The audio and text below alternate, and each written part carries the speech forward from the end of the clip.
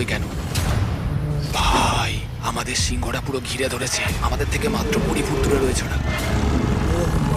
সিংহগুলো আমাদের চারপাশে ঘুরেই যাচ্ছিল। আমরা হয়তো এই ভিডিওটা করতে গিয়ে মারাই যাবো। আর এটা তো সবে শুরু, কারণ এই ভিডিওতে পরের জায়গাগুলো আগের জায়গার থেকে আরো অনেক বেশি ভয়ানক হতে চলেছে। শেষে থাকবে এমন একটা দ্বীপ যেটা সম্পূর্ণ বিষাক্ত সাপে ভরা। আর এবার আমরা আইস ক্লাইম করব একটা বিশাল ভয়ানক ঠান্ডায় জমে যাওয়া জলপ্রপাত। এখান থেকে ফিরে আসার কোনো উপায় নেই। এই দুটোর মধ্যে যে কোনো একটা পথ দিয়ে এই বিশাল খাড়া পাহাড়ে উঠতে হবে এই ব্লেডেড বুটস আর এই আইস পিক্সের সাহায্যে। আমার জীবনে করা এটা সবথেকে ভয়ানক জিনিস।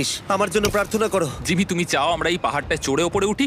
হ্যাঁ, এটা অসম্ভব। সত্যি কথা বলতে আমার মনেই হচ্ছিল না এটা আমরা করতে পারবো। তারপর নোলানের সাথে যা হলো তাতে আমরা আরো বেশি ভয় পেয়ে গেলাম।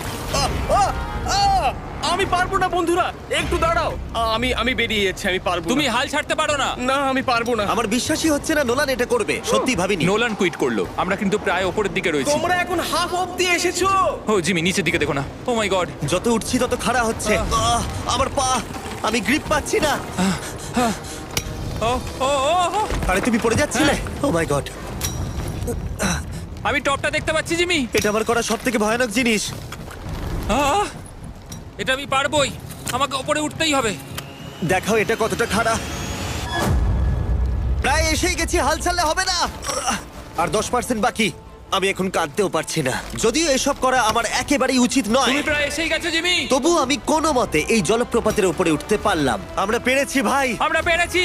আহ, কিন্তু আমার মনে হয় নোলান একদম ঠিক করেছে। কিন্তু এবার আমরা দেখব আর এই নোলান ভিডিওটি লিস্টের থার্ড দেখতে প্লেসে চাইলে গিয়ে কি করে, চ্যানেলটি যেটা অবস্থিত সাবস্ক্রাইব করো। বলিভিয়ায়। সেখানকার ডেথ রোডে আমরা